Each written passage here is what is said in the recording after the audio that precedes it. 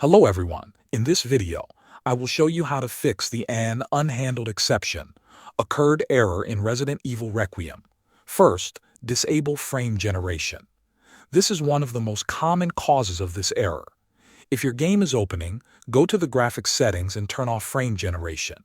If the game is not launching, open the game's installation folder on your computer. Find the file called config.ini and open it using Notepad. Look for the frame generation setting and set it to off. Save the file and close it. Next, verify the game files in Steam. Open Steam and go to your library. Right-click on Resident Evil Requiem and click on Properties. Go to Local Files and select Verify Integrity of Game Files. Wait for the scan to finish. This will repair any broken or missing files. After that, update your graphics drivers. Visit the official website for your graphics card, either NVIDIA or AMD.